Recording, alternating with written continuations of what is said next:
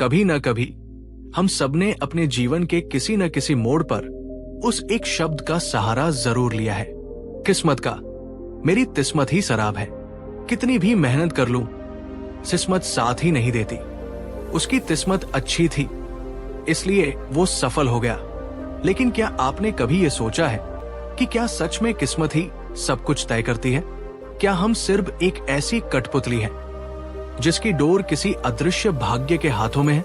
या फिर हम उस ताकत को, उस शक्ति को भूल चुके हैं जो हमें अपना भाग्य खुद लिखने के लिए मिली है? आज की ये कहानी तथागत गौतम बुद्ध की एक बहुत ही गहरी और आंखें खोल देने वाली शिक्षा है। ये कहानी हर उस इंसान की सोच को हमेशा के लिए बदल देगी जो अपनी असफलताओं का दोष भाग्य पर डालकर जिंदगी से हार मानकर बैठ जाता है। तो इस वीडियो को आखिर तक पूरे ध्यान से जरूर देखना, क्योंकि ये कहानी सिर्फ सुनने के लिए नहीं है, ये जीने के लिए है। ये आपको वो चाबी सौंप सकती है जिससे आप अपने भाग्य के बंद दरवाजों को खोल सकते हैं। एक बार की बात है जब भगवान बुद्ध राजगृह के पास प्रसिद्ध वेनुवन विहार में अपने शिष्यों के साथ बैठे थे। हर दिन की तरह दूर दूर से लोग अपनी समस्याओं और दुखों का समाधान पूछने के लिए उनके पास आते थे। उसी भीड़ में एक युवक आया। उसका चेहरा थका हुआ था, कपड़े मैले थे और उसकी आंखों में गहरी निराशा और शिकायत भरी हुई थी। वो बुद्ध के चरणों में बैठ गया और लगभग रोते हुए बोला, भगवान, मैं अपने जीवन से बहुत परेशान हूं। मैं बहुत मेहनत करता हूं पर मुझे कभी कोई फल नहीं मिलता। दूसरे लोग जो मुझसे कम मेहनत करते हैं वे भी सफल हो जाते हैं, पर मैं वही का वही हूं। ऐसा लगता है जैसे किस्मत ने मेरा हाथ ही छोड़ दिया है, मेरा भाग्य ही शराब है। अब जरा एक पल के लिए रुककर सोचिए दोस्तों, क्या आपने भी कभी अपने जीवन में ऐसा महसूस किया है कि आप अपनी तरफ से पूरी कोशिश कर रहे हैं पर नतीजे हमेशा दूसरों के पक्ष में ही जाते हैं? अगर हाँ, तो यकीन मानिए ये कहानी आपके लिए ही है। बुद्ध मुस्कुराए। उनकी मुस्कान में कोई व्यंग्य नहीं बल्कि एक गहरी करुणा और समझ थी। उन्होंने युवक की ओर देखा और बहुत ही शांत और कोमल स्वर में पूछा, पुत्र, मुझे ये बताओ, अगर कोई किसान अपने खेत में बीज डाले ही नहीं और सिर्फ आसमान की ओर देखकर इंद्रदेव से अच्छी फसल की प्रार्थना करता रहे तो क्या उसके खेत में फसल उग सकती है? युवक ने तुरंत कहा, नहीं प्रभु, ये तो असंभव है। बिना बीज डाले फसल कैसे उगेगी? बीज तो डालना ही पड़ता है।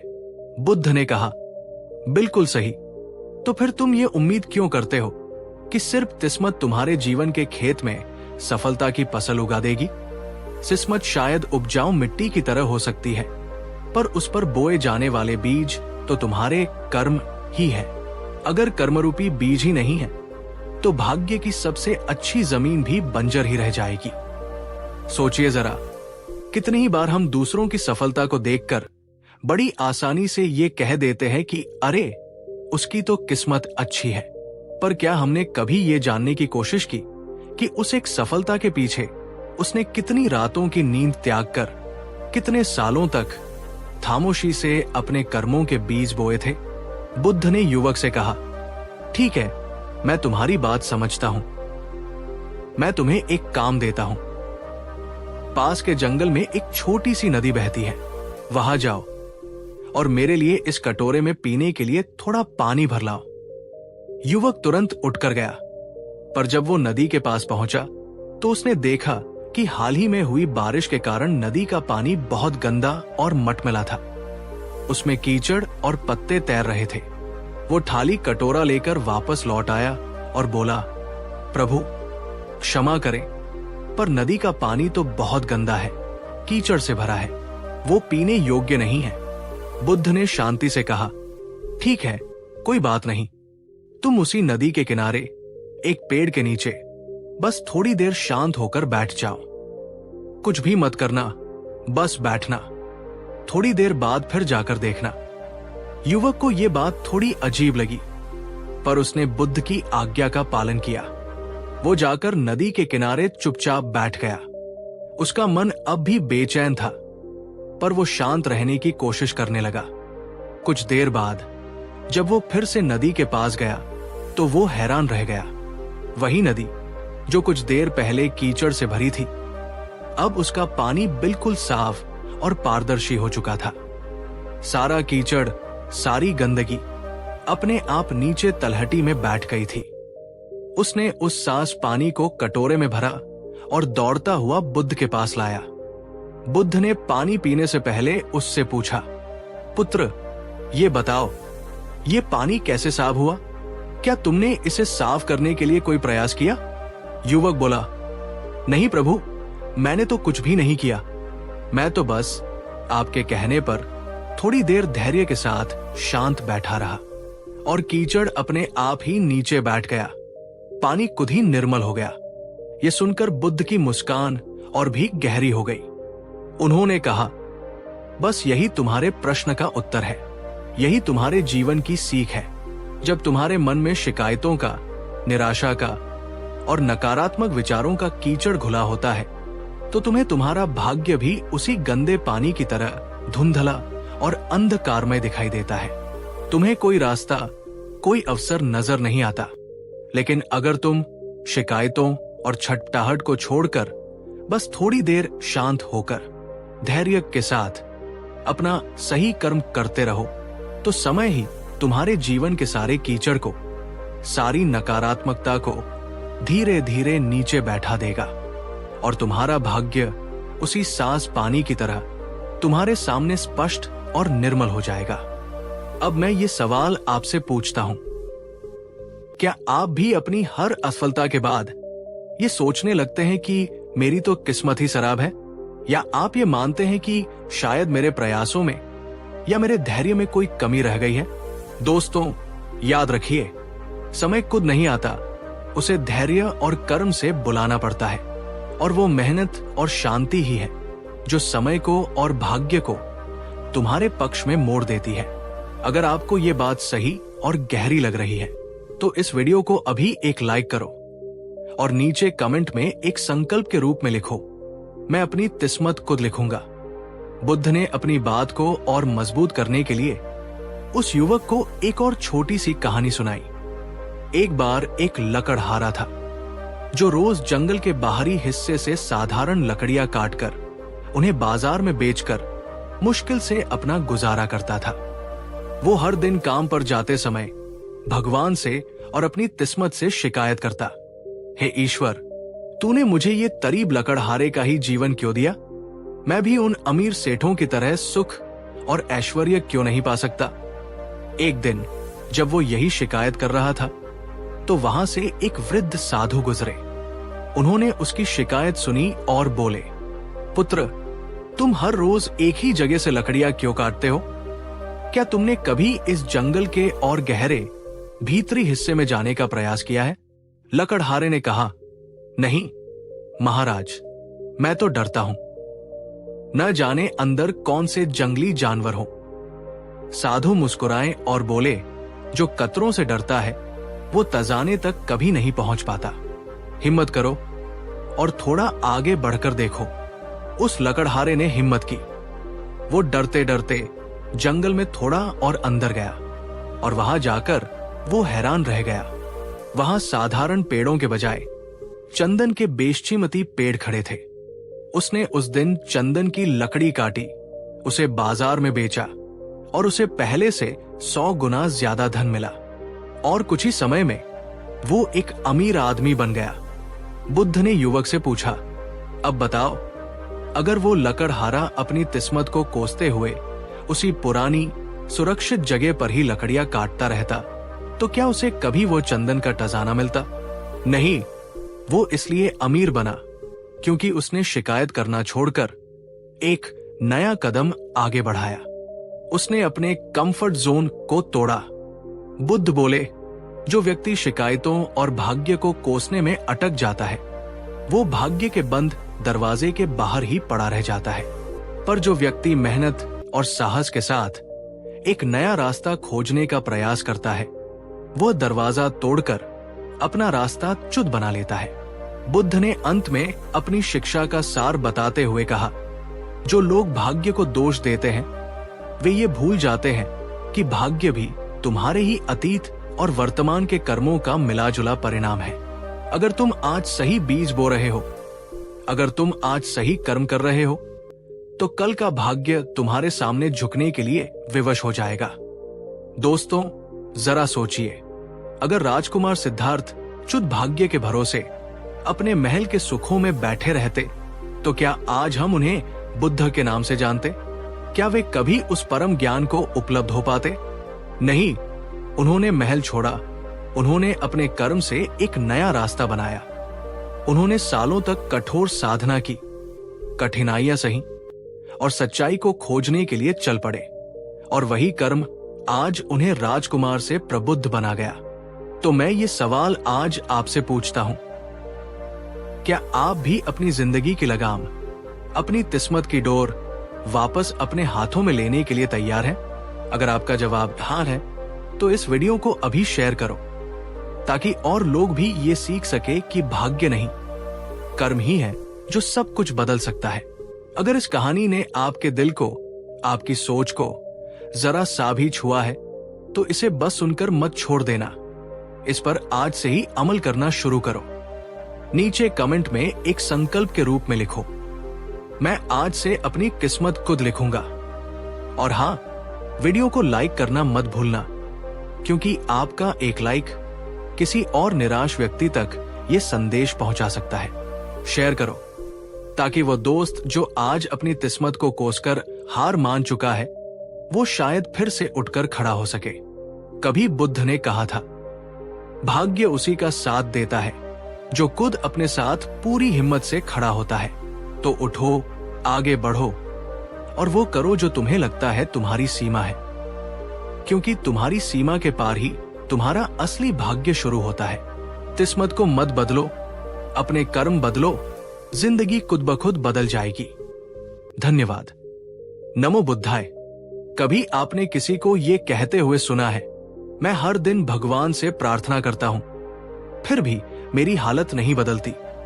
या खुद कभी कहा है, मैंने सब कुछ ईश्वर पर छोड़ दिया है, जो होगा देखा जाएगा? पर जरा सोचिए, अगर भगवान खुद आपसे पूछ ले, तुमने क्या किया, तो आपका जवाब क्या होगा? आज की ये कहानी गौतम बुद्ध की वही सीख है, जो बताती है कि सिर्फ प्रार्थना नहीं, कर्म ही असली पूजा है। तो वीडियो को अंत तक देखना, क्योंकि जो आज सुनेगा वो जिंदगी भर बदले बिना नहीं रह पाएगा।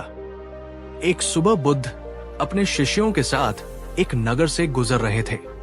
रास्ते में एक बड़ा मंदिर था, जहां लोग सिर झुकाए आरती कर रहे थे, मंत्र जप रहे थे। बुद्ध मुस्कुराए और बोले, धर्म केवल पूजा में नहीं, जीवन में होना चाहिए। इतने में एक युवक आया, हाथ जोड़कर बोला, भगवान, मैं रोज इस मंदिर में आता हूं, घंटों ध्यान करता हूं, पूजा करता हूं, पर फिर भी मेरी गरीबी खत्म नहीं होती, मेरे जीवन में सुख नहीं आता। क्या मेरा भाग्य ही खराब है? अब आप बताइए, क्या सिर्फ मंदिर जाने से या पूजा करने से जीवन बदलता है, या फिर कर्म भी जरूरी है? बुद्ध ने युवक को देखा और कहा, ठीक है, अगर तुम सच में बदलना चाहते हो, तो मैं तुम्हें एक छोटा सा काम देता हूं। उन्होंने पास की जमीन की ओर इशारा किया और बोले, वहां जाकर इस मिट्टी में बीज डालो। युवक बोला, प्रभु, बीज तो नहीं है मेरे पास। बुद्ध बोले, तो फिर मिट्टी से फसल कैसे उगेगी? जैसे बिना बीज के खेत खाली रहता है, वैसे ही बिना कर्म के पूजा भी खाली है। भगवान तुम्हारे पास बैठा है, लेकिन वो तभी मदद करता है जब तुम खुद अपनी जमीन में बीज डालो। बुद्ध बोले, चलो मैं तुम्हें दिखाता हूं कि कर्म कैसे पूजा बनता है। उन्होंने एक किसान के खेत की ओर इशारा किया। वहां एक बूढ़ा किसान अपने हल से जमीन जोत रहा था, पसीने से तर, मगर चेहरे पर संतोष की मुस्कान थी। बुद्ध बोले, देखो, ये किसान हर सुबह भगवान का नाम लेता है, लेकिन उसके बाद हल भी चलाता है। इसकी प्रार्थना खेत में गूंजती है और इसका कर्म वही प्रार्थना पूरी करता है। फिर बुद्ध युवक की ओर मुड़े और बोले, अगर तुम चाहते हो कि भगवान तुम्हारी मदद करे, तो पहले खुद मदद शुरू करो। दोस्तों, सोचो, कितनी बार हमने भी भगवान से कुछ मांगा है पर खुद एक कदम नहीं बढ़ाया।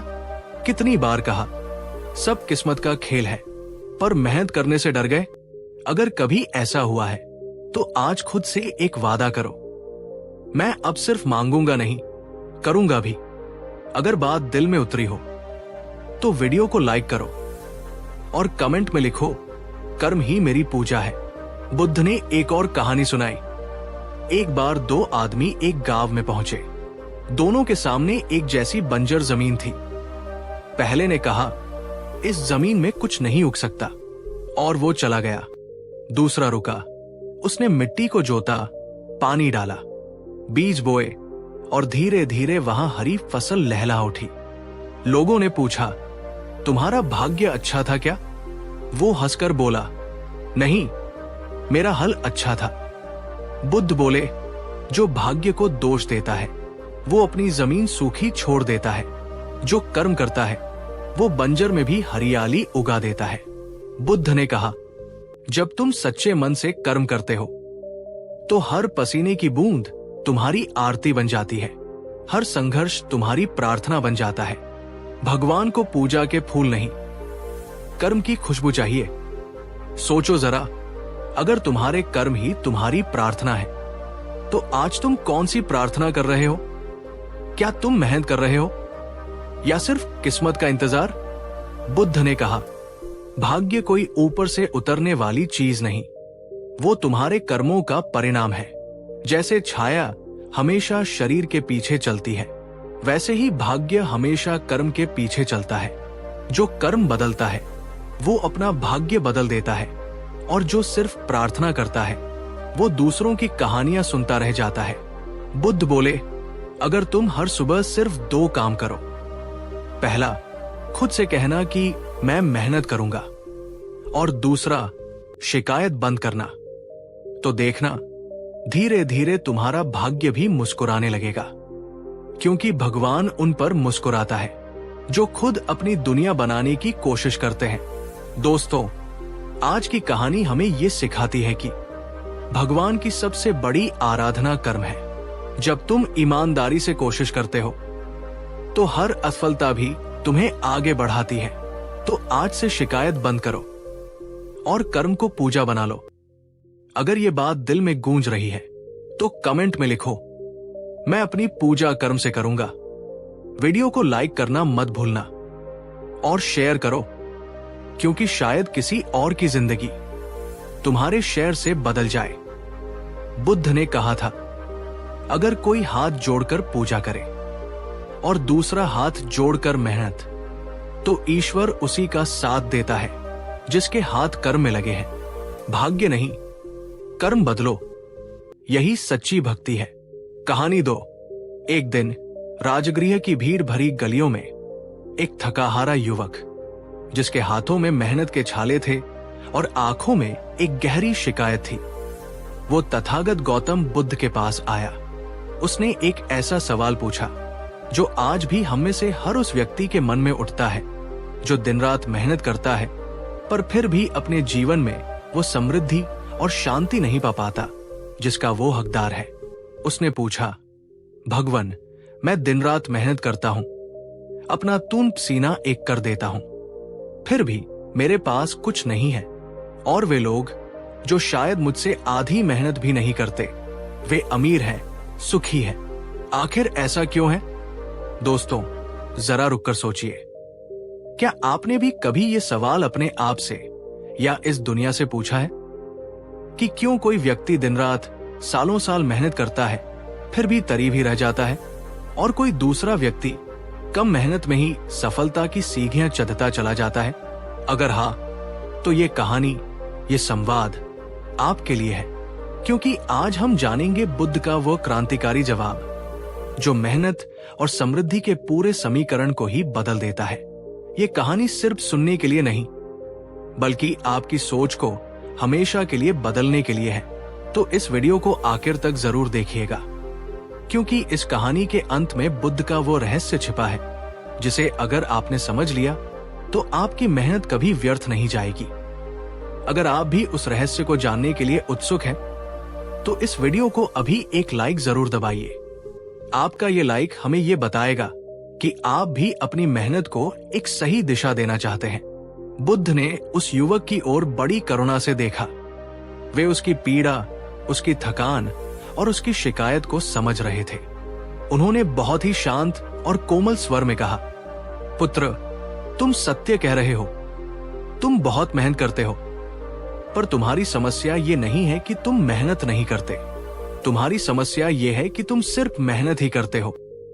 युवक ये सुनकर चौंक गया। उसने कहा, भगवान, इसका क्या अर्थ है?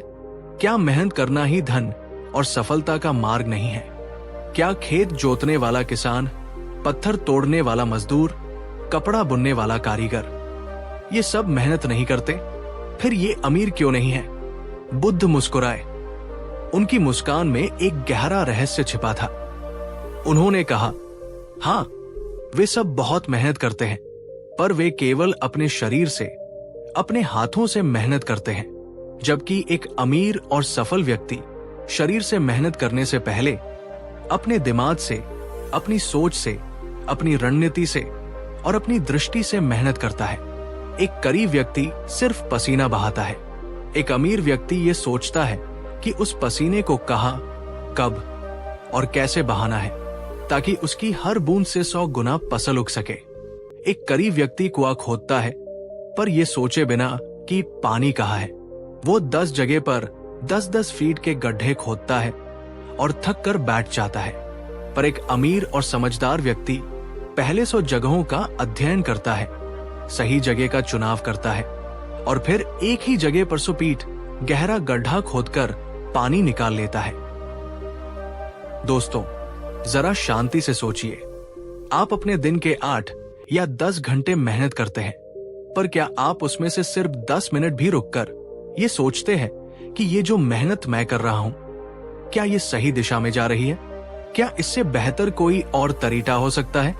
अगर आपकी मेहनत बिना सोच की है, तो वो उस नाव की तरह है जिसे एक मजबूत नाविक पूरी ताकत से चला तो रहा है, पर उसे ये नहीं पता कि जाना कहाँ है। वो बहुत दूर निकल जाएगा, पर अपनी मंजिल पर कभी नहीं पहुंचेगा। नीचे कमेंट में पूरी ईमानदारी से लिखिए, क्या आप अपनी मेहनत की दिशा के बारे में सोचते हैं या सिर्फ मेहनत करते चले जाते हैं? बुद्ध ने उस युवक को अपनी बात और गहराई से समझाने के लिए एक बहुत ही सुंदर कहानी सुनाई। एक बार एक गांव में 2 पड़ोसी रहते थे, रामू और सोमू। दोनों बहुत करीब थे और दोनों के पास गुजारे के लिए सिर्फ 1-1 एकड़ का छोटा सा खेत था। दोनों ही दिन रात मेहनत करते थे, पर दोनों की सोच में जमीन आसमान का फर्क था। रामू ये मानता था कि कठोर शारीरिक मेहनत ही सफलता की एकमात्र कुंजी है। वो रोज सुबह सूरज उगने से पहले अपने खेत पर पहुंच जाता, दोपहर की चिलचिलाती धूप में भी हल जोतता और शाम तक पसीने में पूरी तरह भीगकर थक हार कर घर लौटता। वो वही पारंपरिक फसल उगाता था जो उसके बाप दादा उगाते आए थे। दूसरी ओर सोमू ये मानता था कि स्मार्ट मेहनत सिर्फ हार्ड वर्क से बेहतर है। वो दिन में कुछ घंटे अपने खेत में पूरी लगन से काम करता, पर बाकी का समय वो नगर के बाजार में बिताता।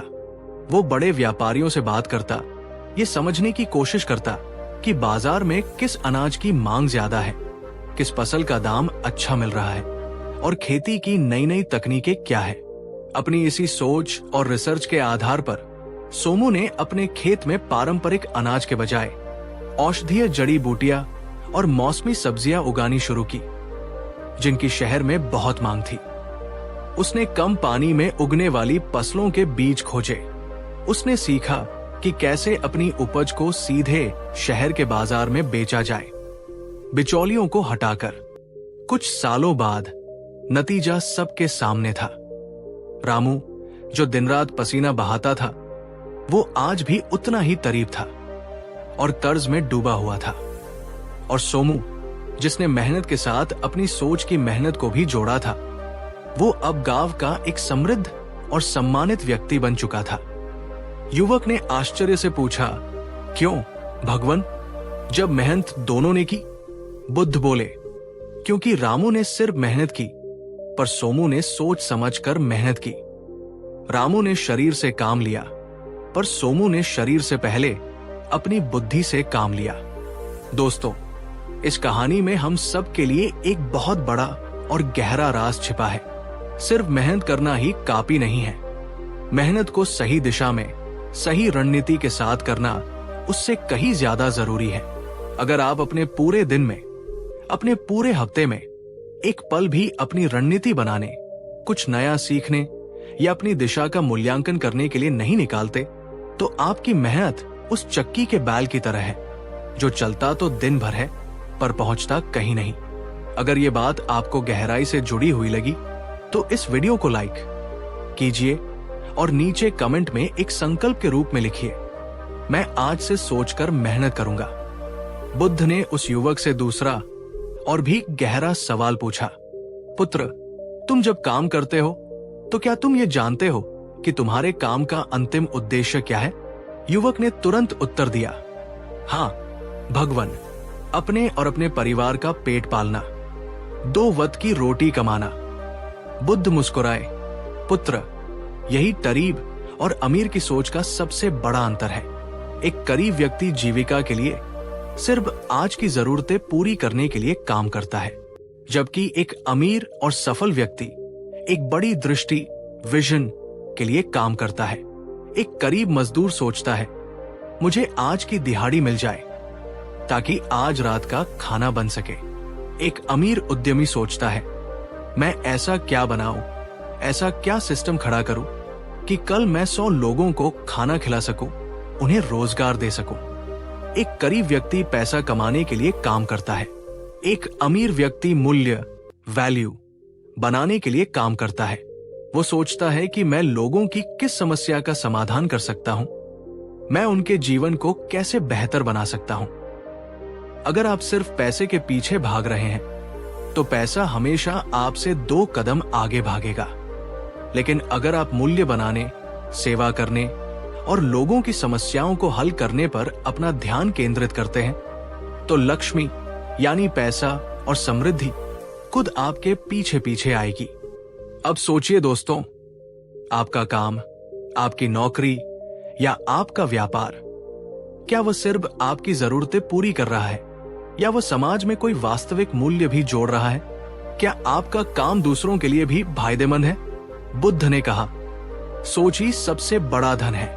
जिसके पास एक अच्छी, सकारात्मक और रचनात्मक सोच है, वो मिट्टी से भी सोना बना सकता है। और जिसकी सोच ही तरीब, संकीर्ण और नकारात्मक है, वो सोने के ढेर पर बैठकर भी उसे मिट्टी बना देगा।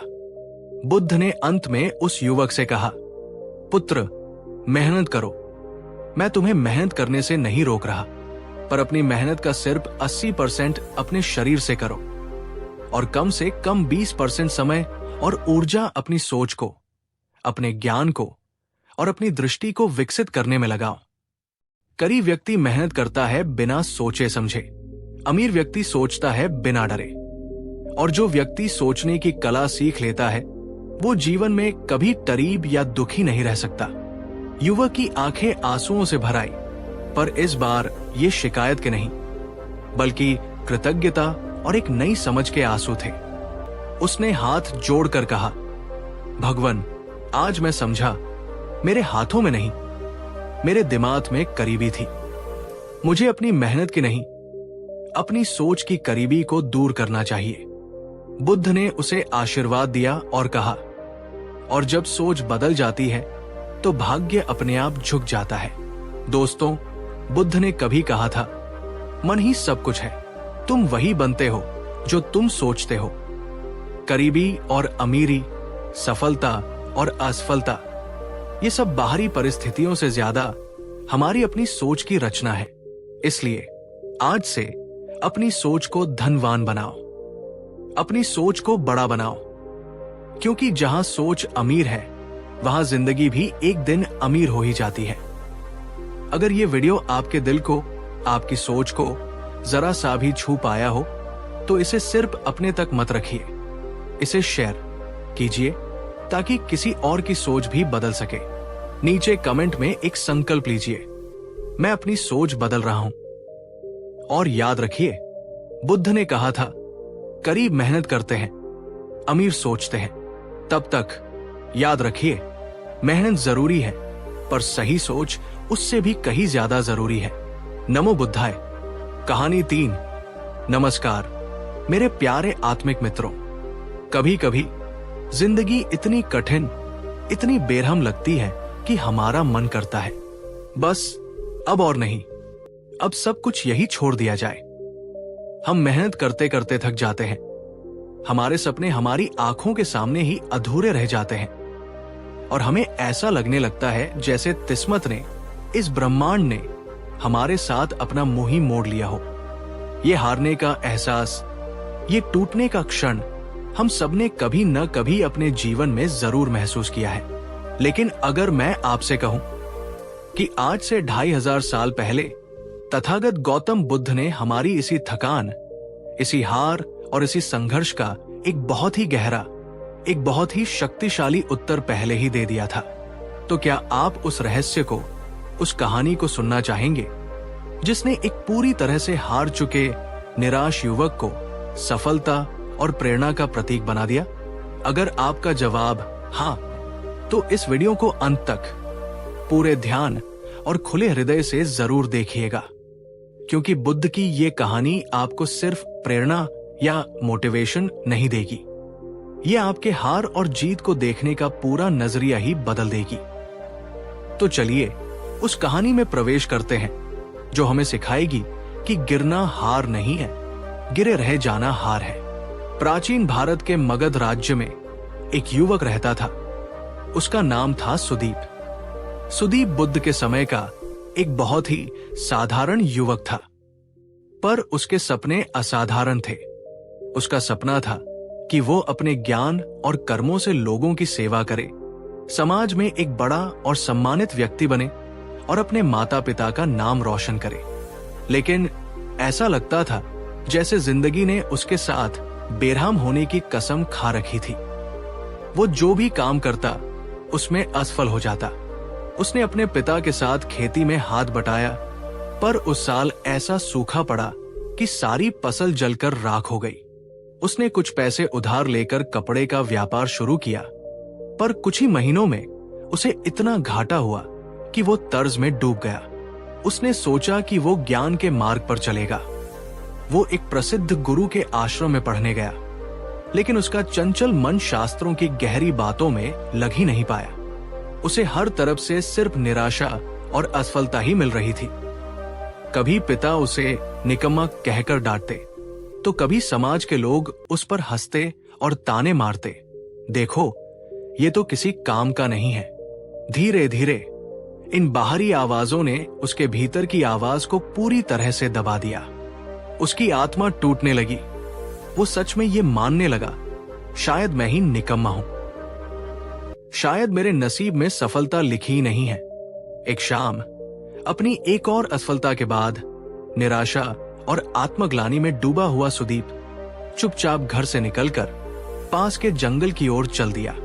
वो किसी से मिलना नहीं चाहता था, किसी से बात नहीं करना चाहता था। वो बस कहीं शांति चाहता था। लेकिन उसके अपने ही भीतर विचारों और भावनाओं का एक भयानक तूफान चल रहा था। जंगल के उस सुनसान रास्ते पर चलते चलते सुदीप की मुलाकात एक शांत और तेजस्वी भिक्षु से हुई, जो अपने कुछ शिष्यों के साथ ध्यान से लौट रहे थे। वे भिक्षु कोई और नहीं, स्वयं तथागत गौतम बुद्ध थे। बुद्ध की शांत और करुण आमयी आभा को देखकर सुदीप के भीतर का सारा दर्द, सारा गुबार बांध तोड़कर बाहर आ गया। वो बुद्ध के चरणों में गिर पड़ा और एक छोटे बच्चे की तरह फूट फूट कर रोने लगा। उसने सिसकते हुए कहा, भगवान, मैं बहुत थक गया हूं। मैं जीवन से हार गया हूं। मैं बार बार कोशिश करता हूं, पर हर बार असफल हो जाता हूं। अब मुझमें और हिम्मत नहीं बची।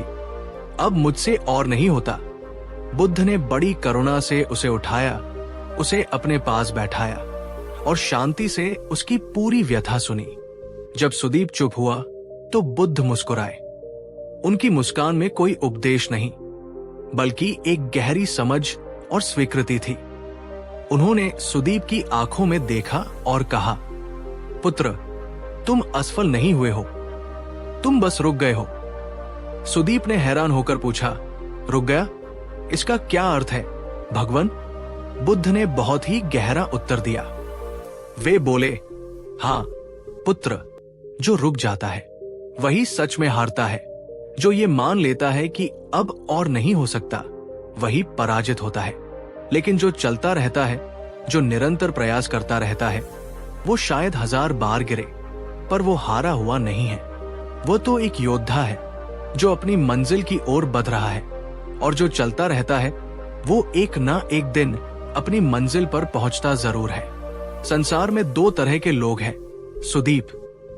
कुछ लोग चलते चलते गिरते हैं, अपनी धूल झाड़ते हैं और मुस्कुराकर फिर से उठ खड़े होते हैं, और कुछ लोग एक बार गिरकर वहीं बैठकर अपनी किस्मत को और उस पत्थर को कोसने लगते हैं जिसने उन्हें गिराया था।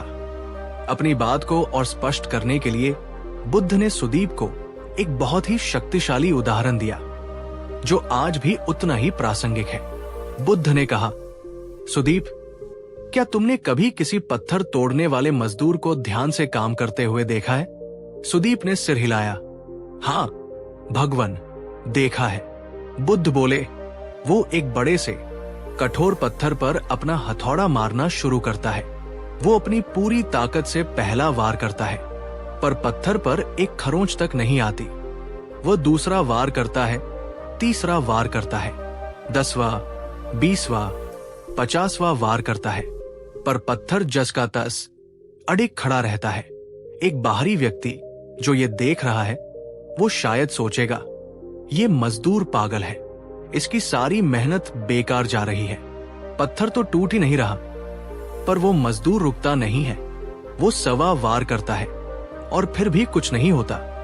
लेकिन फिर जब वो 101वां वार करता है, तो अचानक एक तेज आवाज के साथ वो विशाल पत्थर 2 टुकड़ों में टूट जाता है।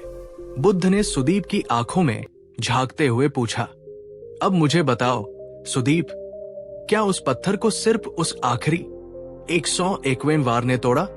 सुदीप को बात समझ आने लगी थी। उसने कहा, नहीं भगवान, उस आखिरी वार में तो पहले के 100 वारों की शक्ति भी शामिल थी। बुद्ध ने कहा, बिल्कुल सही। लोग कहते हैं, देखो, इस एक आखिरी वार ने पत्थर तोड़ दिया, लेकिन सच्चाई यह है कि वो हर एक वार जरूरी था। हर वो चोट जिसने बाहर से कोई असर नहीं दिखाया, वो पत्थर को भीतर ही भीतर से कमजोर कर रही थी। अगर उन 100 वारों में से एक भी वार कम होता, तो शायद वो पत्थर नहीं टूटता। बुद्ध ने सुदीप के कंधे पर हाथ रखा और कहा, सुदीप, तुम्हारा जीवन, तुम्हारा लक्ष्य भी उसी कठोर पत्थर की तरह है, और तुम्हारी हर कोशिश, तुम्हारी हर मेहनत, तुम्हारी हर असफलता उस सफलतारूपी पत्थर पर लगी एक एक चोट है। हो सकता है कि आज तुम्हें कोई परिणाम न दिख रहा हो, पर तुम्हारा हर प्रयास तुम्हें तुम्हारी मंजिल के और करीब ले जा रहा है। अगर तुम निराश होकर रुक जाओगे, तो वो पत्थर कभी नहीं टूटेगा। तुम कभी नहीं जान पाओगे कि तुम अपनी मंजिल से सिर्फ एक और वार, सिर्फ एक और कोशिश दूर थे। बुद्ध के ये शब्द सुदीप के हृदय में किसी तीर की तरह उतर गए। उसे अपनी सबसे बड़ी भूल का एहसास हुआ। वो सोचने लगा, मैं तो हर असफलता को अपनी हार, अपनी अंतिम नियति समझता रहा, पर शायद हर असफलता मेरी अंतिम सफलता की तैयारी का एक हिस्सा थी। हर चोट मुझे तोड़ नहीं रही थी, बल्कि उस पत्थर को तोड़ रही थी जो मेरे और मेरी सफलता के बीच खड़ा था। बुद्ध ने उसकी आंखों में आई चमक को देखकर मुस्कुराकर कहा, सुदीप, अगर एक बीज को अंधेरी कठोर मिट्टी के भीतर दबाया न जाए, उसे तोड़ा न जाए, तो वो कभी अंकुरित होकर एक विशाल वृक्ष नहीं बन सकता। अगर रात का घना अंधेरा न हो, तो सुबह के सूरज की पहली किरण इतनी सुंदर और मूल्यवान नहीं लगती।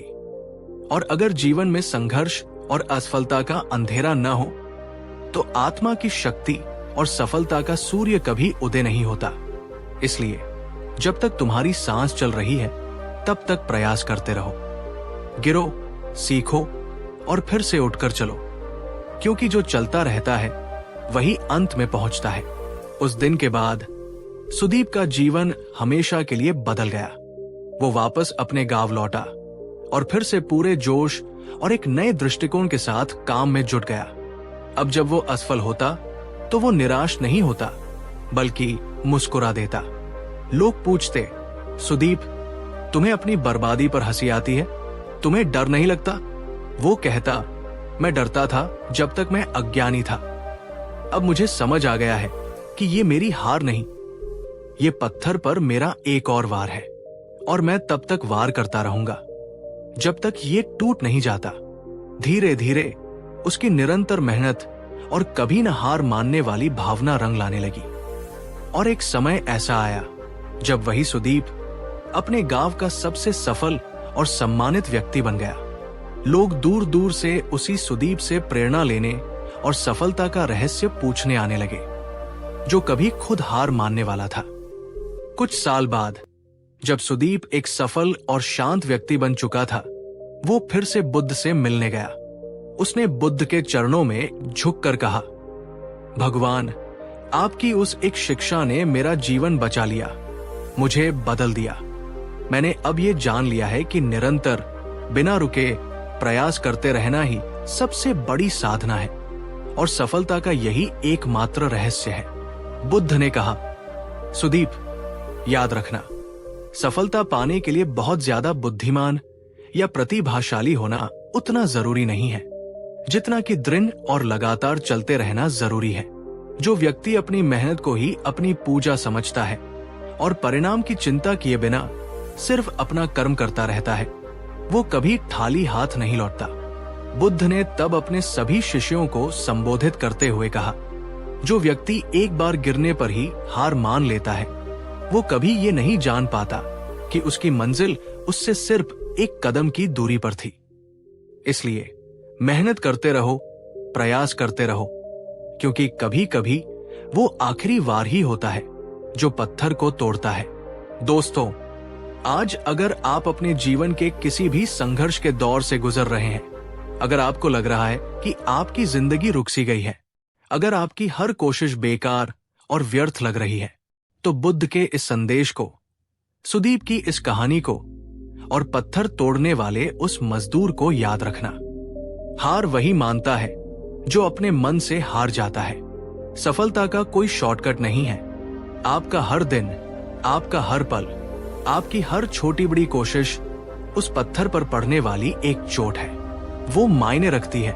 अगर पत्थर अभी तक नहीं टूटा है तो इसका मतलब ये नहीं है कि वो कभी नहीं टूटेगा। इसका सिर्फ इतना सा मतलब है कि अभी आखिरी वार बाकी है। गौतम बुद्ध ने कहा था, जिसने स्वयं को जीत लिया उसके लिए दुनिया की कोई भी हार नहीं होती, वो सिर्फ एक सीख होती है। तो अपनी लड़ाई किसी और से नहीं, अपने ही मन के उस हिस्से से लड़ो जो कहता है हार मान लो। उसे हर बार उठाओ, उसे हर बार चलाओ, क्योंकि सफलता हमेशा उसी की होती है जो गिरकर भी आगे बढ़ता रहता है। अगर इस कहानी ने आपके दिल को छुआ है, अगर बुद्ध की इस सीख ने आपको थोड़ी भी ताकत, थोड़ी भी हिम्मत दी है, तो इस वीडियो को लाइक जरूर करें। अपनी सोच और अपने संघर्ष का अनुभव कमेंट में लिखें और ऐसी ही और प्रेरक और जीवन बदलने वाली कहानियां सुनने के लिए, हमारे इस परिवार का हिस्सा बनने के लिए चैनल को सब्सक्राइब करें, क्योंकि अगली कहानी में हम जानेंगे जब बुद्ध ने कहा, धैर्य ही सच्चा बल है जो आपकी जिंदगी की दिशा बदल देगी। मेहनत करते रहो, क्योंकि जो चलता रहता है वही पहुंचता है। पिछले एपिसोड में हमने सुदीप की कहानी सुनी, कैसे तथागत गौतम बुद्ध ने एक निराश और हार चुके युवक को यह सिखाया था कि सफलता का पहला रहस्य है निरंतर प्रयास करते रहना। हार मत मानो, क्योंकि जो चलता रहता है वही अंत में पहुंचता है। लेकिन क्या सिर्फ चलते रहना, सिर्फ मेहनत करते रहना ही काफी है? आज की इस कहानी में हम उस यात्रा को और भी आगे बढ़ाएंगे।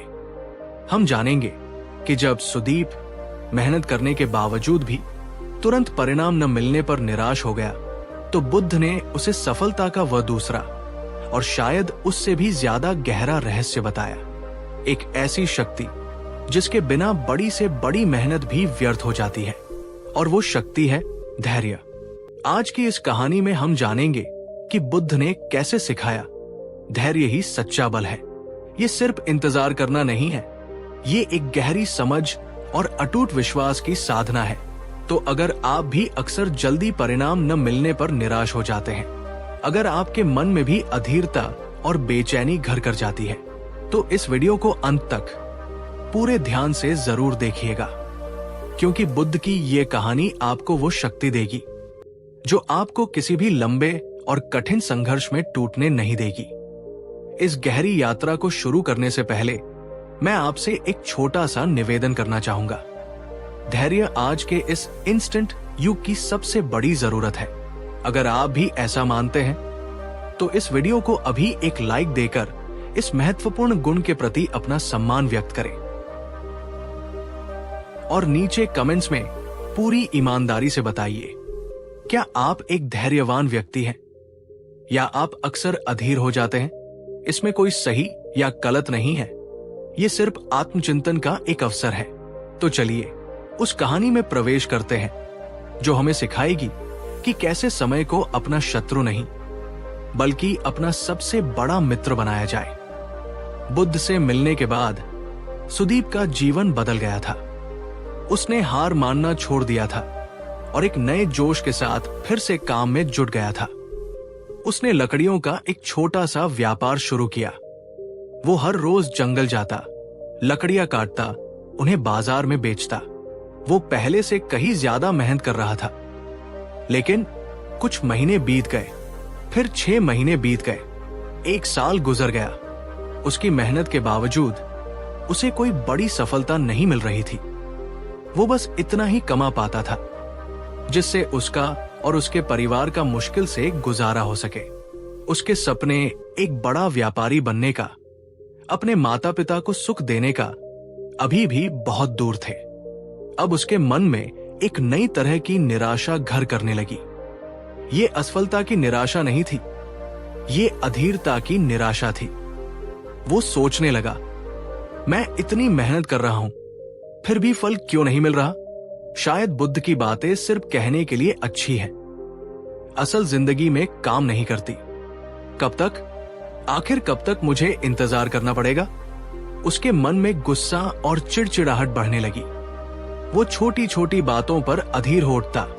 उसकी मेहनत में अब वो पहले जैसा आनंद नहीं रहा था, अब वो एक बोझ बन गई थी। इसी मानसिक कशमकश में वो एक बार फिर बुद्ध के पास पहुंचा। इस बार उसके चेहरे पर निराशा नहीं, बल्कि एक गहरी बेचैनी और शिकायत थी। उसने बुद्ध से कहा, भगवान, मैंने आपकी आज्ञा का पालन किया, मैं रुका नहीं, मैं निरंतर मेहनत कर रहा हूं, लेकिन मुझे कोई परिणाम नहीं मिल रहा। कई महीने हो गए हैं, पर मेरी स्थिति में कोई सुधार नहीं आया है। मुझे लगने लगा है कि मेरी सारी मेहनत व्यर्थ जा रही है। मेरे भीतर का हौसला अब टूट रहा है। मन में हर समय गुस्सा और अधीरता बनी रहती है। बुद्ध शांत भाव से उसे सुनते रहे। उन्होंने धीरे से पूछा, सुदीप, जब तुम खेत में एक आम की गुठली को बोते हो, तो क्या वो अगले ही दिन तुम्हें मीठे फल देने लगती है? सुदीप ने कहा, नहीं भगवान, उसे एक विशाल वृक्ष बनने और फल देने में तो कई वर्ष लग जाते हैं। बुद्ध मुस्कुराए, तो फिर पुत्र, तुम अपनी मेहनत की गुठली से तुरंत फल की अपेक्षा क्यों कर रहे हो? क्या तुम प्रकृति के नियमों से भी तेज चलना चाहते हो? तुमने मेहनत करना तो सीख लिया, पर तुमने उस मेहनत के फल को पकने देने का धैर्य रखना अभी नहीं सीखा है। अपनी बात को सुदीप और अन्य शिष्यों के हृदय में गहराई तक उतारने के लिए बुद्ध ने उन्हें एक बहुत ही अद्भुत और प्रेरणादायक उदाहरण दिया, जिसे आज चीनी बांस के पेड़ की कहानी के नाम से जाना जाता है। बुद्ध ने अपने शिष्यों को पास बुलाया और कहा, सुनो, मैं तुम्हें धैर्य के रहस्य को समझाने के लिए एक किसान की कहानी सुनाता हूं। एक बार एक किसान था जिसने एक बहुत ही विशेष प्रकार के बांस का बीज बोया। उसे बताया गया था कि ये बीज एक दिन दुनिया का सबसे ऊंचा और मजबूत बांस बनेगा। किसान ने पहले साल हर दिन उस बीज को पानी दिया, उसकी देखभाल की, मिट्टी को ठीक किया, पर साल के अंत तक जमीन से एक पत्ता तक नहीं फूटा। उसने हिम्मत नहीं हारी। उसने दूसरे साल भी वही किया, हर रोज पानी देना, हर रोज देखभाल करना। पर दूसरा साल भी बीत गया और जमीन वैसी की वैसी ही बंजर रही। तीसरा साल गुजरा, चौथा साल गुजरा। गांव के लोग अब उसका मजाक उड़ाने लगे थे। देखो, ये मूर्ख किसान 4 सालों से एक थाली जमीन को सींच रहा है। इसकी सारी मेहनत और सारा पानी बर्बाद हो रहा है। पर उस किसान को अपने बीज पर और प्रकृति के नियमों पर अटूट विश्वास था। उसने धैर्य नहीं खोया। वो 5वें साल भी उसी लगन और विश्वास के साथ उस थाली जमीन को पानी देता रहा। और फिर 5वें साल के अंत में एक चमत्कार हुआ। अचानक जमीन में से एक छोटा सा अंकुर फूटा। और फिर जो हुआ उसे देखकर सब हैरान रह गए। सिर्फ अगले 6 हफ्तों में वो छोटा सा अंकुर बढ़कर 80 से 90 फीट ऊंचा एक विशाल और मजबूत बांस का पेड़ बन गया। बुद्ध ने अपनी सभा में बैठे लोगों से पूछा, अब मुझे बताओ, क्या वो बांस का पेड़ सिर्फ उन 6 हफ्तों में इतना ऊंचा हो गया? सुदीप और अन्य शिष्य समझ गए। उन्होंने कहा, नहीं भगवान। बुद्ध ने कहा, नहीं, उन 5 सालों तक जब बाहर जमीन पर कुछ भी नहीं दिख रहा था, तब वो बांस जमीन के अंधेरे के भीतर अपनी जड़ों का एक मजबूत और घना नेटवर्क बना रहा था। वो अपनी नींव को इतना शक्तिशाली बना रहा था ताकि जब वो बाहर निकले तो अपनी उस असाधारण ऊंचाई को संभाल सके। अगर वो किसान अधीर हो जाता, अगर वो चौथे साल में ही जमीन खोदकर देखने लगता या पानी देना बंद कर देता, तो वो उस बीज को और उसकी असीम संभावनाओं को हमेशा के लिए नष्ट कर देता। बुद्ध ने सुदीप की ओर देखकर कहा, सुदीप, तुम्हारा जीवन और तुम्हारी मेहनत भी उसी बांस के पेड़ की तरह है। हो सकता है कि आज तुम्हें बाहर कोई सफलता, कोई परिणाम न दिख रहा हो, पर तुम्हारी हर दिन की मेहनत, तुम्हारा हर दिन का संघर्ष व्यर्थ नहीं जा रहा है। वो तुम्हारी जड़ों को, तुम्हारे ज्ञान को, तुम्हारे अनुभव को और तुम्हारे चरित्र को भीतर ही भीतर मजबूत बना रहा है। जीवन तुम्हें तुरंत परिणाम देकर पुरस्कृत नहीं करता। वो पहले तुम्हारी परीक्षा लेता है। वो देखता है कि तुम उस सफलता के योग्य हो भी या नहीं। वो तुम्हारी जड़ों को परखता है। जो व्यक्ति अधीर होता है, जो तुरंत फल चाहता है, वो एक कमजोर जड़ों वाले पेड़ की तरह होता है जो हवा के पहले ही तेज झोंके में उखड़ जाता है। उसकी सफलता क्षणिक होती है। और जो व्यक्ति धैर्यवान होता है, वो अपनी नींव को मजबूत होने का समय देता है। और जब उसकी सफलता आती है तो वो उस बांस के पेड़ की तरह आसमान को छूती है और उसे कोई तूफान हिला नहीं पाता। सुदीप ने पूछा, तो भगवान, इस धैर्य को रखने की, इस विश्वास को बनाए रखने की ताकत कैसे आए? बुद्ध ने बहुत ही सुंदर उत्तर दिया, धैर्य की ताकत 3 चीजों से आती है सुदीप। पहला, जब तुम्हें यह गहरा यकीन हो जाए कि तुम्हारा कर्म सही है, तुम्हारी दिशा सही है। दूसरा, जब तुम परिणाम से अपनी आसक्ति को, अपनी पकड़ को ढीला कर देते हो। तुम कर्म करने के आनंद पर ध्यान केंद्रित करते हो, न कि उसके फल की चिंता पर। और तीसरा, जब तुम ये समझ जाते हो कि प्रकृति की हर चीज अपने सही समय पर ही होती है। तुम बीज बोने के बाद उसे रोज रोज खोदकर ये नहीं देखते कि वो अंकुरित हुआ या नहीं। तुम बस अपना काम, पानी देना करते रहते हो और बाती प्रकृति पर, कर्म के नियम पर भरोसा रखते हो। उस दिन के बाद सुदीप का दृष्टिकोण एक बार फिर बदल गया। अब उसने सिर्फ मेहनत करना ही नहीं, बल्कि धैर्य के साथ मेहनत करना भी सीख लिया था। कुछ समय बाद सुदीप के जीवन में एक और कठिन परीक्षा आई। एक रात बाजार में आग लगने से उसकी मेहनत से बनाई गई छोटी सी दुकान और उसका सारा सामान जलकर राख हो गया। गांव वाले बोले, देखो, हमने कहा था ना, इसकी किस्मत ही शराब है। अब तो ये सच में सब खत्म हो गया। पर इस बार सुदीप रोया नहीं, वो निराश नहीं हुआ। उसने बुद्ध की बांस के पेड़ वाली कहानी को याद किया। उसने शांति से कहा, अभी खत्म नहीं हुआ, शायद मेरी जड़ें अभी और मजबूत होने की प्रतीक्षा कर रही है। ये भी एक परीक्षा है। उसने राख के ढेर से, शून्य से सब कुछ फिर से शुरू किया। इस बार उसने सिर्फ मेहनत और धैर्य ही नहीं रखा, बल्कि अपनी पिछली गलतियों से सीखा हुआ ज्ञान भी उसके साथ था। धीरे धीरे कदम उसका काम वापस बनने लगा और कुछ ही वर्षों में अपनी मेहनत, धैर्य और ज्ञान के बल पर वो पूरे क्षेत्र का एक बहुत ही सफल और सम्मानित व्यापारी बन गया। जब वो सालों बाद एक शांत और परिपक्व व्यक्ति के रूप में फिर से बुद्ध से मिला, तो उसने झुककर कहा, भगवान, अब मैं समझ गया हूं। मेहनत के बिना धैर्य आलस्य है और धैर्य के बिना मेहनत अंधी है। दोनों का संगम ही सफलता है। बुद्ध ने कहा, सही कहा सुदीप, मेहनत तुम्हारे शरीर की शक्ति है, पर धैर्य तुम्हारी आत्मा की शक्ति है। जैसे एक नदी अपनी निरंतर और धीमी धारा से कठोर पत्थर को भी गोल और चिकना बना देती है, वैसे ही धैर्य हर असंभव दिखने वाले लक्ष्य को भी संभव बना देता है। जो व्यक्ति धैर्य रखता है वो समय का मित्र बन जाता है, और जो व्यक्ति अधैर्य करता है वो समय से लड़ाई करता है, और इस लड़ाई में जीत हमेशा समय की ही होती है। दोस्तों, अगर आप आज अपने जीवन के किसी भी संघर्ष के दौर से गुजर रहे हैं, अगर आप मेहनत कर रहे हैं पर परिणाम नजर नहीं आ रहे, और आपका मन बार बार कहता है बस अब बहुत हुआ, तो बुद्ध के इस वचन को और उस बांस के पेड़ की कहानी को याद रखना। धीरे चलो पर रुको मत, धैर्य रखो, क्योंकि जो बीज तुमने आज बोया है वो कल निश्चित रूप से छाव देगा। धैर्य सिर्फ थाली बैठकर इंतजार करना नहीं है। धैर्य है उस गहरे विश्वास के साथ अपना कर्म करते रहना कि सही वक्त जरूर आएगा।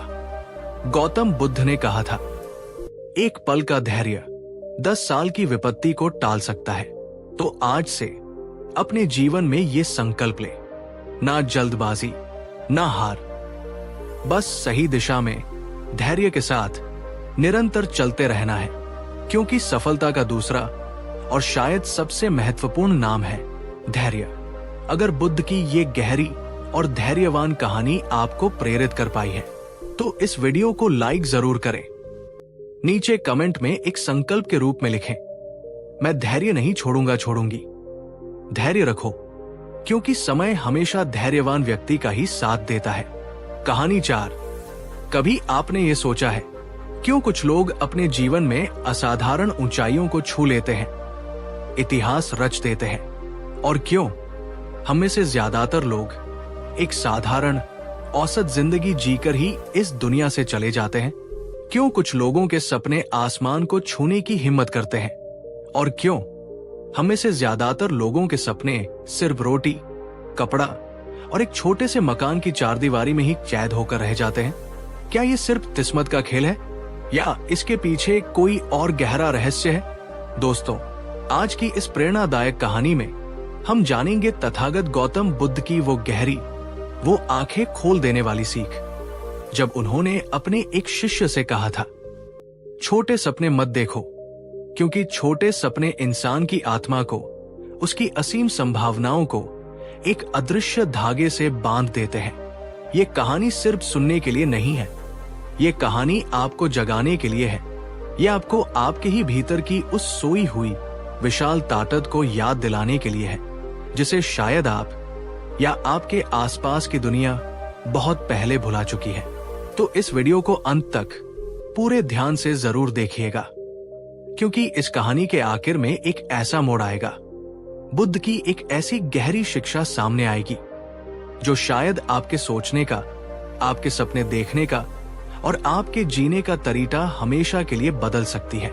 एक दिन भगवान बुद्ध अपने शिष्यों के साथ राजगृह के पास एक छोटे से साधारण से गांव में पहुंचे। उस गांव में एक युवक रहता था उसका नाम था देवदास। देवदास एक बहुत ही गरीब परिवार से था। उसके पिता एक मामूली किसान थे। देवदास खुद भी खेतों में काम करता था, पर उसका शरीर भले ही मिट्टी में सना रहता, उसके मन में एक सपना था। उसका सपना था वो अपने राज्य की सेना में राजा का एक सिपाही बनना चाहता था। ये उसके लिए दुनिया का सबसे बड़ा सपना था। जब भी वह राजा के सिपाहियों को चमकती हुई वर्दी और तलवार के साथ गुजरते हुए देखता तो उसकी आंखें चमक उठती थी। लेकिन जैसे ही वो अपना ये बड़ा सपना अपने दोस्तों या परिवार वालों को बताता तो सब उस पर जोर जोर से हंसते थे। उसके दोस्त ताना मारते, अरे देवदास, तू और सिपाही बनेगा? तेरे पास तो पहनने के लिए ढंग के कपड़े नहीं हैं। तू हथियार खरीदने के पैसे कहां से लाएगा? कोई कहता, अपने कुल को तो देख, हम किसान लोग हैं, हमारा काम खेत जोतना है, तलवार चलाना नहीं। अपनी औठात में रहकर सपने देख। देवदास इन सब बातों को सुनकर चुप हो जाता था। उसका सिर शर्म से झुक जाता था, लेकिन अंदर ही अंदर हर एक मजाक, हर एक ताना उसके दिल में एक आग की तरह जल जाता था, जो उसके आत्मविश्वास को और भी ज्यादा राख कर देता था। एक दिन जब बुद्ध उस गांव में आए तो देवदास ने अपनी सारी हिम्मत बटोरकर उनके पास पहुंचने का फैसला किया। वो दौड़कर बुद्ध के पास पहुंचा, उनके चरणों में प्रणाम किया और आंखों में आंसू भरकर बोला, भगवान, मैं अपने जीवन में कुछ बड़ा करना चाहता हूं। मैं एक सैनिक बनकर अपने राज्य की सेवा करना चाहता हूं, पर मेरे गांव के मेरे अपने लोग कहते हैं कि मैं इस लायक ही नहीं हूं। वे कहते हैं कि तरीब का बेटा सिर्फ तरीब ही रह सकता है। उसने पीड़ा से पूछा, भगवान, क्या यह सच है? क्या मैं सच में बड़ा सपना नहीं देख सकता? बुद्ध मुस्कुराए। उनकी आंखों में असीम करुणा थी। उन्होंने कहा, देवदास, मुझे ये बताओ, अगर एक छोटा सा बीज ये कहे, मैं तो बहुत छोटा और कमजोर हूं, मैं एक विशाल बरगद का पेड़ नहीं बन सकता, तो क्या वो कभी पक्षियों को आश्रय और यात्रियों को छाव दे पाएगा? देवदास चुप हो गया। बुद्ध बोले, बीज हमेशा छोटा ही होता है पुत्र, पर उसके भीतर एक विशाल गगनचुंबी बरगद बनने की पूरी शक्ति, पूरी संभावना छिपी होती है। ठीक उसी तरह हर इंसान बाहर से छोटा या साधारण दिख सकता है, लेकिन उसके भीतर महान बनने की, बुद्धत्व तक को उपलब्ध होने की असीम क्षमता छिपी होती है। समस्या बीज में नहीं है, समस्या उस बीज के अपने ही विश्वास में है। दोस्तों, अब आप बताइए, क्या आपने भी कभी अपने किसी बड़े सपने को सिर्फ इसलिए छोटा कर दिया या उसे मार दिया क्योंकि आपके आसपास के लोगों ने कहा था कि ये तुमसे नहीं होगा? अगर हाँ, तो आज नीचे कमेंट में एक संकल्प लीजिए और लिखिए, अब मैं बड़ा सपना देखूंगा। बुद्ध ने देवदास से पूछा, देवदास, जब तुम सिपाही बनने का सपना देखते हो तो तुम्हारे मन में सबसे बड़ा डर कौन सा आता है? देवदास ने कुछ देर सोचा और फिर ईमानदारी से कहा, भगवान, सबसे बड़ा डर यह है कि अगर मैं कोशिश करूं और असफल हो जाऊं तो वे सब लोग जो आज मुझ पर हंसते हैं वे और भी ज्यादा हंसेंगे। वे कहेंगे, देखो, हमने तो पहले ही कहा था, ये किसी लायक नहीं है। मैं उस अपमान को, उस शर्म को सह नहीं पाऊंगा। बुद्ध ने शांत स्वर में कहा, तो फिर तुम्हें सिपाही बनने से तुम्हारी तरीबी या तुम्हारा कुल नहीं रोक रहा है, तुम्हें सिर्फ एक चीज रोक रही है, और वो है असफलता का डर और लोगों की राय का डर। ये डर ही वो अदृश्य दीवार है जो तुम्हें और तुम्हारे सपनों के बीच खड़ी है। अगर तुम किसी तरह इस डर की दीवार को गिरा दो तो तुम पाओगे कि सफलता तो खुद चलकर तुम्हारे पास आने को तैयार खड़ी है। और फिर बुद्ध ने एक अद्भुत कार्य किया। उन्होंने अपनी उंगली से जमीन पर एक सीधी रेखा खींची। उन्होंने कहा, देवदास, मान लो ये रेखा तुम्हारा डर है। अब मैं तुम्हें आदेश देता हूं, इस रेखा को बिना छुए छोटा कर दो। देवदास हैरान रह गया। बिना छुए मैं इसे छोटा कैसे कर सकता हूं? उसने सोचा, उसने बहुत दिमाग लगाया, पर उसे कोई उपाय नहीं सूझा। तब बुद्ध मुस्कुराए। उन्होंने उस पहली रेखा के ठीक बगल में उससे एक बड़ी रेखा खींच दी और अचानक पहली वाली रेखा अपने आप ही छोटी लगने लगी। बुद्ध बोले, देखा पुत्र, डर को मिटाने का, उसे छोटा करने का तरीका उससे लड़ना नहीं है। तरीका है अपने सपने को, अपने संकल्प को, अपने आत्मविश्वास को उस डर से भी बड़ा बना लेना। जब तुम्हारा सपना, तुम्हारा क्यों तुम्हारे डर से बड़ा हो जाएगा, तो डर अपने आप एक छोटी सी रेखा की तरह महत्वहीन हो जाएगा। आपका सबसे बड़ा डर क्या है? क्या वह असफलता का डर है या लोगों के तानों का डर है? नीचे कमेंट में लिखिए और यह भी लिखिए कि आपका वो कौन सा सपना है जो इस डर से भी बड़ा है। जब आप अपने सपने को लिखते हैं तो उसे ऊर्जा मिलती है। अगले दिन बुद्ध ने गांव के चौपाल पर एक सभा बुलाई। गांव के सभी लोग आए, बड़े बूढ़े, बच्चे और देवदास भी उस भीड़ में कहीं पीछे खड़ा था। बुद्ध ने सबके सामने ऊंची और स्पष्ट आवाज में कहा, हे ग्रामवासियों, मैं आज आप सबसे आपके ही गांव के एक युवक देवदास का परिचय कराना चाहता हूं।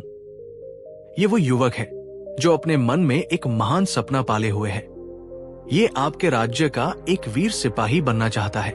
ये सुनते ही सभा में बैठी भीड़ में पहले कानाफूसी शुरू हुई और फिर लोग जोर जोर से हंसने लगे।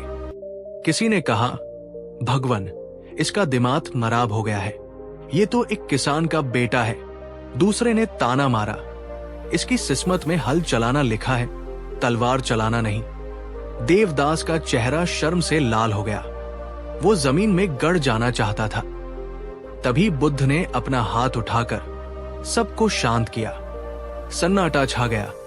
बुद्ध ने गरज कर कहा, किस्मत वो नहीं होती जो तुम्हारे जन्म के समय सितारों में लिख दी जाती है। किस्मत वो होती है जो तुम हर दिन अपने पसीने, अपने साहस और अपने कर्मों से, अपने हाथों से लिखते हो।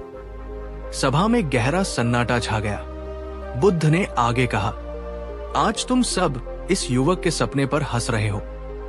याद रखो, अगर तुम किसी के सपनों पर हंसोगे तो ये ब्रह्मांड, ये अस्तित्व तुम्हारे जीवन पर हंसेगा। लेकिन अगर तुम किसी के सपनों का सम्मान करोगे, उसे प्रोत्साहित करोगे, तो एक दिन पूरी दुनिया तुम्हारी और तुम्हारे गांव की कहानी सुनेगी। दोस्तों, अगर आपको बुद्ध की ये बात सच्ची, गहरी और शक्तिशाली लगती है तो अभी इस वीडियो को लाइक करें, क्योंकि जब आप लाइक करते हैं तो ये वीडियो और भी ज्यादा लोगों तक पहुंचती है, खासकर उन तक जो अपने सपनों को मारे हुए या दूसरों के द्वारा उपहासित होकर जी रहे हैं। उस दिन के बाद देवदास का जीवन बदल गया। बुद्ध के शब्दों ने उसके भीतर एक सोए हुए शेर को जगा दिया था। उसने बुद्ध के आशीर्वाद से एक प्रतिज्ञा ली, वो अपने सपने को सच करके दिखाएगा। वो रोज सुबह सूरज उगने से पहले उठता, मीलों तक दौड़ता, अपने शरीर को पौलाद की तरह मजबूत करता। उसने एक पुरानी टूटी हुई तलवार से अभ्यास करना शुरू किया।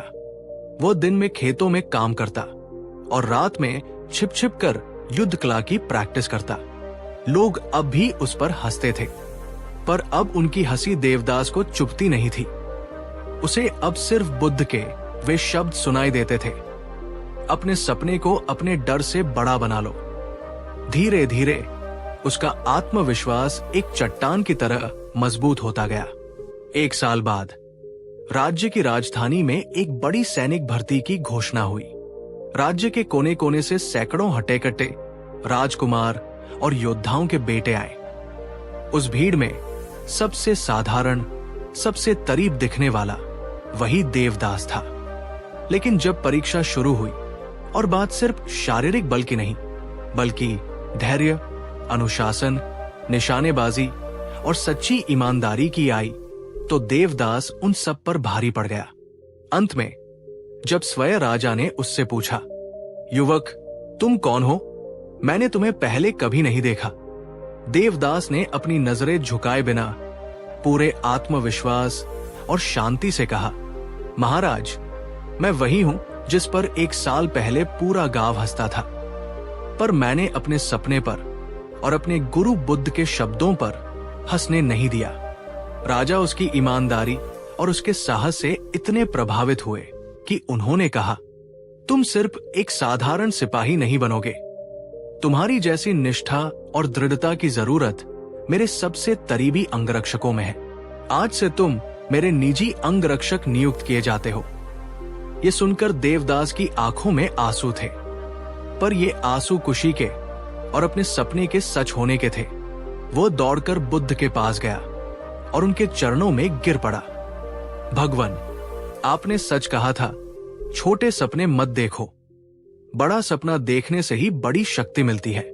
बुद्ध मुस्कुराए और बोले, अब तुम्हें समझ आया देवदास, जब इंसान एक बड़ा और सच्चा सपना देखता है तो ये पूरा ब्रह्मांड, ये पूरा अस्तित्व उसकी मदद करने के लिए षड्यंत्र रचने लगता है। बुद्ध ने सभा में सबको संबोधित करते हुए कहा, मनुष्य की सीमाएं उसकी परिस्थितियों में नहीं, उसकी सोच में होती है। तुम वही बनते हो जो तुम अपने बारे में सोचते हो। अगर तुम छोटे और सीमित सपने देखते हो तो तुम्हारी सोच, तुम्हारी ऊर्जा और तुम्हारा जीवन भी छोटा और सीमित रह जाएगा। लेकिन अगर तुम एक बड़ा, एक महान सपना देखते हो जो सिर्फ तुम्हारे लिए नहीं बल्कि दूसरों की भलाई के लिए भी हो, तो ये ब्रह्मांड तुम्हें उस सपने को पूरा करने के लिए असीम शक्ति प्रदान करेगा। उन्होंने अंत में कहा, सपना बड़ा होना चाहिए, पर याद रखो, तुम्हारा इरादा, तुम्हारी नियत और तुम्हारी मेहनत उससे भी बड़ी होनी चाहिए। आपका वो कौन सा बड़ा सपना है जिसे आपने लोगों के डर से या अपनी ही सीमित सोच के कारण अपने दिल के किसी कोने में दफना दिया है? अगर हां, तो आज उस सपने को फिर से जगाने का समय है। उस आवाज को बंद करो जो कहती है, ये तेरे बस का नहीं, और अपनी आत्मा की उस आवाज को सुनो जो कह रही है, तू कुछ भी कर सकता है। नीचे कमेंट में लिखिए, मेरा सपना बड़ा है और मैं उसे पूरा करूंगा। दोस्तों, बुद्ध की ये कहानी हमें यही याद दिलाती है, तुम्हारा सपना जितना बड़ा होगा, तुम्हारी आत्मा की शक्ति भी उतनी ही बड़ी बनती जाएगी। तो आज अपने मन से वो दीवार हटा दो जो कहती है, मैं छोटा हूं, मैं करीब हूं, मैं इस लायक नहीं हूं। क्योंकि बुद्ध के शब्दों में छोटे सपने आत्मा को चैत करते हैं, बड़े सपने ही आत्मा को मुक्त करते हैं। और हां, जागो और अपने सबसे बड़े सपने को जीने की हिम्मत करो। देवदास की सफलता की कहानी जंगल की आग की तरह उसके पूरे गांव में और आसपास के क्षेत्रों में फैल गई। वो लोग जो कभी उस पर हंसते थे, जो उसे निकम्मा और सपने देखने वाला पागल कहते थे, अब उसी के घर के बाहर सुबह से शाम तक खड़े रहते थे। वे कहते, देवदास, हमें भी बताओ, हमें भी सिखाओ कि तुमने ये असंभव को संभव कैसे कर दिखाया। तुम्हारे पास ऐसा कौन सा गुप्त धन आ गया है? बुद्ध उस समय वहीं पास के एक उपवन में ठहरे हुए थे। देवदास सीधा उनके पास पहुंचा। उसके मन में एक नई दुविधा थी। उसने बुद्ध से कहा, भगवान, अब सब लोग मुझसे सफलता का रहस्य पूछना चाहते हैं, पर मैं उन्हें क्या बताऊं? मेरे पास तो सिर्फ आपके दिए हुए शब्द हैं। क्या मैं उन्हें वो सिखा सकता हूं जो आपने मुझे सिखाया? बुद्ध के चेहरे पर एक गहरी, वात्सल्य भरी मुस्कान आई। उन्होंने कहा, देवदास, यही तो सच्ची साधना है, यही तो ज्ञान का सच्चा स्वरूप है। ज्ञान उस दीपक की तरह है जिससे तुम हजारों और दीपक जला सकते हो, पर उससे तुम्हारे अपने दीपक की रोशनी कम नहीं होती, बल्कि और बढ़ जाती है। जब तुम अपने ज्ञान को, अपनी समझ को दूसरों के साथ बांटते हो, तो वो हजारों गुना होकर तुम्हारे ही भीतर लौटता है। उस दिन के बाद देवदास ने गांव के युवाओं को अपने पास बुलाना शुरू किया। उसने उन्हें कोई जटिल उपदेश नहीं दिया। उसने सिर्फ वही एक बात कही जो बुद्ध ने उससे कही थी, मित्रों, छोटा मत सोचो, अपनी सीमाओं को अपने मन में मत बनाओ। उसने कहा, अगर तुम खेत जोतते हो तो सिर्फ अपने परिवार का पेट भरने के लिए मत जोतो। ये सोचो कि तुम्हारा ये छोटा सा खेत पूरे गांव को, पूरे राज्य को अन्न दे सकता है। और फिर देखो तुम्हारी मेहनत में कैसी क्रांति आती है। अगर तुम एक कारीगर हो, एक बढ़ई हो, तो सिर्फ एक कुर्सी या मेज बनाने के बारे में मत सोचो। ये सोचो कि तुम्हारा ये हुनर, तुम्हारी ये कला पूरे राज्य के महलों को सुशोभित कर सकती है। और फिर देखो तुम्हारी कला में कैसी दिव्यता आती है। धीरे धीरे उस गांव के लोगों की सोच बदलने लगी। वे अब सिर्फ मजदूरी नहीं कर रहे थे, वे अपने काम में एक बड़ा उद्देश्य देख रहे थे। किसानों ने मिलकर सिंचाई के नए तरीके अपनाए। बढ़ई ने मिलकर सुंदर और कलात्मक फर्नीचर बनाना शुरू किया, जो नगरों में ऊंचे दामों पर बिकने लगा। और गांव की महिलाएं भी अपनी बुनाई कढ़ाई के छोटे छोटे कामों को मिलाकर एक बड़ा व्यापार करने लगी। कुछ ही सालों में वही गांव, जो पहले अपनी तरीबी और पिछड़ेपन के लिए जाना जाता था, अब पूरे प्रदेश में जागृत गांव या समृद्ध गांव के नाम से प्रसिद्ध हो गया। दोस्तों, जरा शांति से सोचिए। अगर एक देवदास के बदलने से पूरा गांव बदल सकता है, तो क्या आपके बदलने से आपका परिवार, आपका मोहल्ला और आपका जीवन नहीं बदल सकता? आप भी तो किसी की प्रेरणा बन सकते हैं। नीचे कमेंट में एक संकल्प के साथ लिखिए, मैं अपने आसपास रोशनी फैलाऊंगा। उस जागृत गांव की सबर और देवदास की कहानी धीरे धीरे उस राज्य के राजा तक भी पहुंची। राजा को यह सुनकर बहुत आश्चर्य हुआ कि कैसे एक साधारण सा सैनिक, जिसे उसने खुद नियुक्त किया था, उसने बिना किसी सेना या तजाने के एक पूरे गांव का कायापलट कर दिया। राजा ने देवदास को विशेष रूप से अपने दरबार में बुलवाया। राजा ने पूछा, देवदास, हमें सच सच बताओ, तुम्हारे पास ऐसी कौन सी जादुई शक्ति है? ये चमत्कार कैसे हुआ?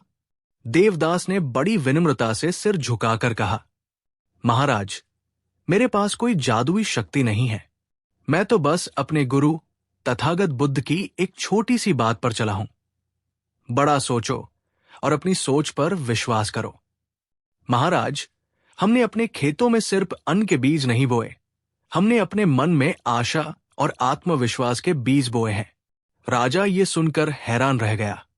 उसे विश्वास नहीं हो रहा था। उसने पूछा, क्या सिर्फ सोच बदलने से इतना बड़ा भौतिक परिवर्तन संभव है? देवदास ने बहुत ही सुंदर उत्तर दिया। उसने कहा, हां महाराज, क्योंकि हमारी बाहरी दुनिया हमारे भीतर की दुनिया का ही प्रतिबिंब है। जब भीतर अंधेरा और भय होता है, तो बाहर भी हमें सिर्फ बाधाएं और असफलता ही नजर आती है। पर जब भीतर आत्मविश्वास और एक बड़ा सपना होता है, तो बाहर की हर बाधा एक अवसर की तरह दिखने लगती है। बुद्ध ने कहा था, मन ही सब कुछ है। जैसा तुम सोचते हो वैसा ही तुम बनते हो, और वैसा ही तुम्हारा संसार बन जाता है। राजा कुछ देर गहरे मौन में डूब गया।